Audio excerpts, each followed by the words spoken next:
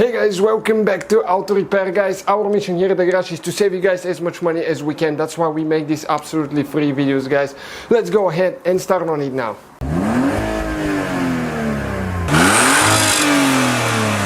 Hey guys, welcome back to the channel. Today guys we will show you how to bleed the cooling system on Mazda CX-7 or Mazda with the 2.3 turbo engine. It's very important to do it right. It's a turbo engine, it tends to overheat fast if you have some air in the system. So if you flush your system, we have a video how to drain the coolant and you need to make sure you bleed it right. Okay, it takes about 9 liters or 9.5 quarts. You need to make sure you use a Mazda approved coolant. It's very important and you need to make sure that it's mixed right.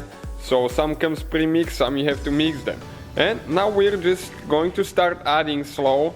Okay, it's gonna take some time, that's for sure, because it's a small hole in the radiator that it takes the coolant, so it's gonna probably take forever. Let me turn the light on.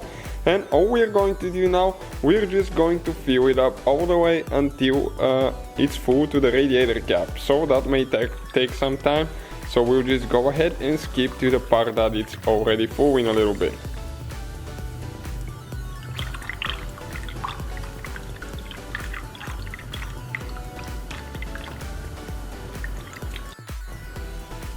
Okay, you can see it's full now to the cap all the way up.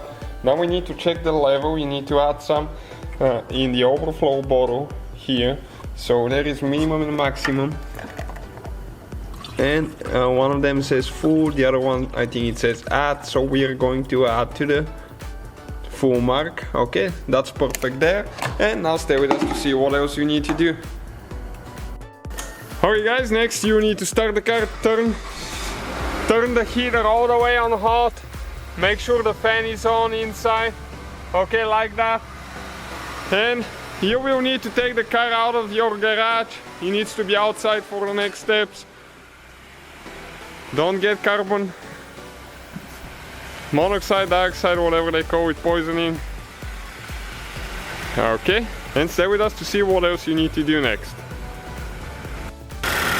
You need to make sure that your coolant level is good, everything's perfect there.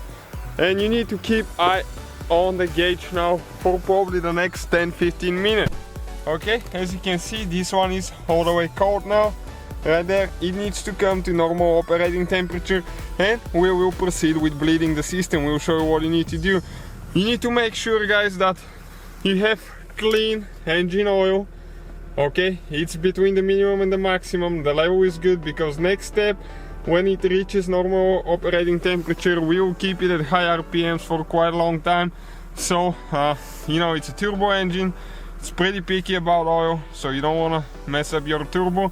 So make sure you check the oil before you're proceeding, and we're gonna keep eye on it for the next 10-15 minutes until it gets to the normal operating temperature. Make sure it doesn't overheat. If it does, turn it off.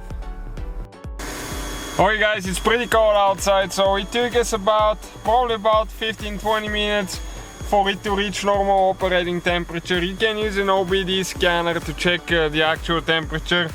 Okay, and now it's very important, I told you to have good oil, because now what you need to do, you need to have the car of course in park. The heater again, you need to have it okay, 2 or 3 will be fine, all the way on hot. Okay, don't forget to turn it on again.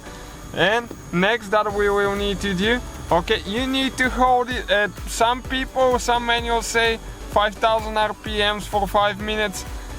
In my opinion, that's too much. 4500 RPMs for 5 minutes is fine. Okay, so okay, you can see we're almost there. Okay, like that for 5 minutes now. Okay, and after that we'll come back after 5 minutes. Okay, make sure it doesn't overheat guys. Check the temperature gauge, keep eye on it. If it starts overheating, let go of the gas and turn it off immediately, because you're going to ruin your engine. There is a possibility that there is air stuck somewhere and the water will not go through it, so always there is a risk to do that.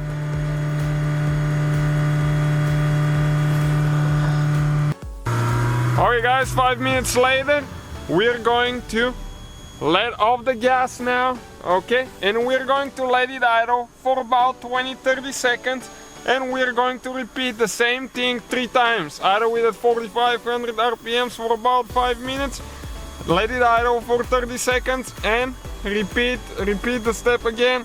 Okay, you need to be careful, you don't overheat the car. Thank you guys for watching. Hopefully the video was helpful. What you need to do next, when you're done, let the car cool off completely. Check the level, coolant level, it might need some. Check it before you drive the car, okay? It's recommended to leave it overnight. Next morning, check the level, because if you open it now, it's super hot, it's gonna spray, even burn you, even cause a serious injury. So you have to let it stay overnight, check it next morning, add coolant if it needs some, and keep eye on the temperature gauge for at least the next 50 miles you drive the car. Make sure you don't overheat it. If you do, stop immediately. So guys, hopefully the video was helpful. If you have any questions, don't hesitate to let us know. Now check out our YouTube channels, guys. We have more than 19,000 free repair videos that can save you thousands of dollars in future repairs. That's why we make these absolutely free videos. Hopefully the video will be helpful. Thank you for watching. See you guys next time.